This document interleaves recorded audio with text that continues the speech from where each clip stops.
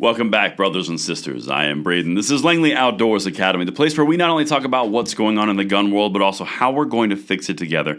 And this content that I'm about to show you is not only heartbreaking, it's also kind of disgusting. Because even CNN is coming out and going, yeah, what's going on with gun control in California because it ain't working.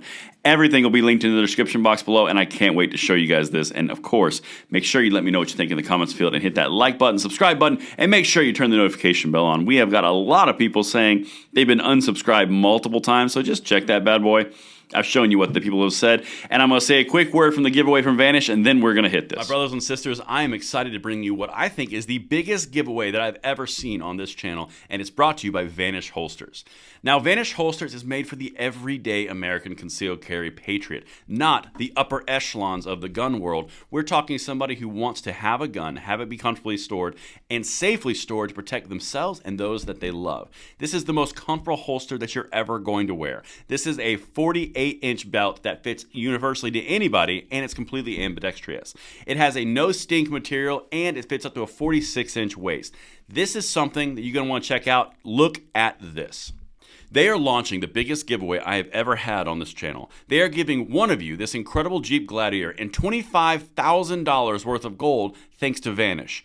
To enter, all you have to do is click the link in the description and get yourself the most comfortable holster you've ever worn, and Vanish is hooking you up. Get $40 off now when you use my link in the description box. All right, my brothers and sisters, let's get into this because, again, as I mentioned in the introduction, this is really sad, particularly when you think of all the gun control points that Gavin Newsom is consistently pushing, the 28th Amendment that he's consistently pushing and failing miserably, by the way.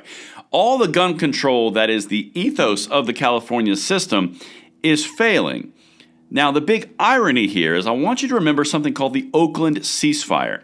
This is a program that was put together by Giffords.org, and it was the #1 reducer of all gun violence in the United States without a single modicum of gun control. It was all done through community, through police partnership, and reducing of gang violence. That was the entire point.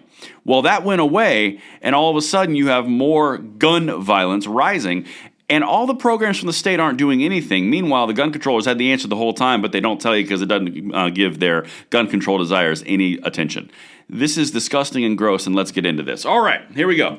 Quote, "Everybody in this community has a gun. How Oakland lost its grip on gun violence." This is published today. And remember, this is in California. Everybody in this community has a gun. This is some of the strictest gun laws in the nation. At 19, Velasquez Lopez knows a lot about ammunition because many of his friends own guns, he said, sub 21, violation of California gun law. They carry to defend themselves in East Oakland, where metal bars protect shop windows and churches stand behind tall chain-linked fences. Sounds like a nice place, doesn't it? Some people even hide AR-15 style assault weapons down their pant legs, he said. Again, under 19, you are talking about California, some of the strictest gun laws out there, and ARs are highly prohibited in California, if not outright banned, depending on the circumstances you're in. When do we start seeing how gun control works? Because it doesn't work. All it does is curtail the rights of the legal, and it enhances the power of the criminal. That's all that it does. Gun controllers like to get really cute on their Twitter feeds and all their little one-liners on Facebook around, if guns make us safer, we should be the safest country in the world. Well, if gun control laws worked, California, Illinois, New York should be the safest areas ever for gun violence, but they're simply not. Now, of course, they just blame everybody else because you can't take any ownership for your own failures. But my whole point here is this is pointing to something bigger than just, oh man, guns are the problem. Nope, that ain't it. Let's keep going. It's from the district attorney. For Alameda County District Attorney Pamela Price told an audience at a September town hall in East Oakland, "We are in a unique, crazy time where everybody in this community has a gun. Strictest gun control laws in the nation." How is that possible? Gavin Newsom is trying to make an entire campaign to run for president based off of these gun control laws.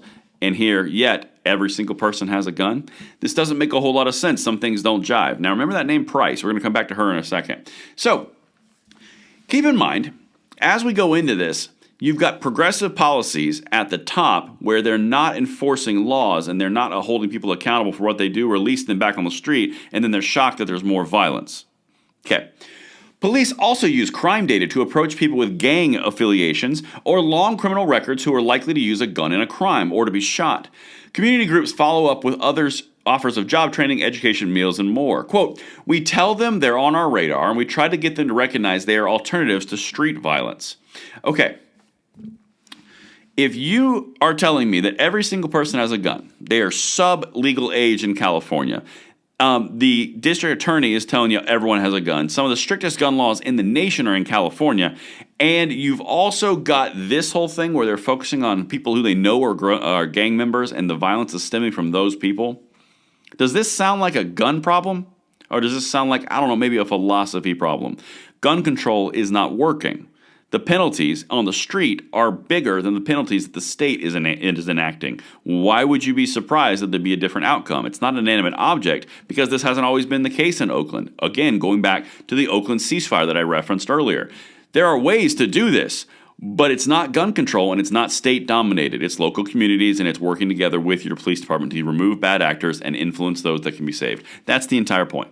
Let's continue. I got one more thing for you. And remember Price, how I told you? She'll make an appearance in a second.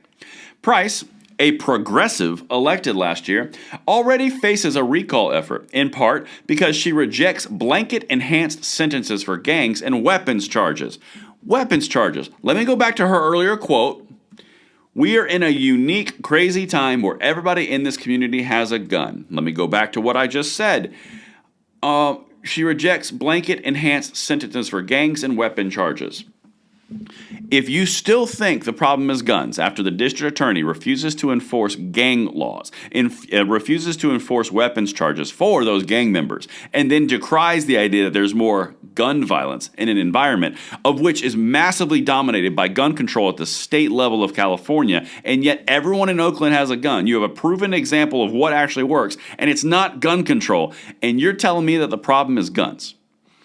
I might have been born at night, but it wasn't last night. The problem is progressive policies around gun control and around equity in their punishments. Everything that you're seeing is a direct result of the progressive leftist cancer, which is growing. And I don't say cancer lightly because I know it affects a lot of people, but that's what it is. It is metastasizing. And that's what I've got for you guys. Let me know what you think in the comments below, and I will see you on the next one. I'm Braden. See you later.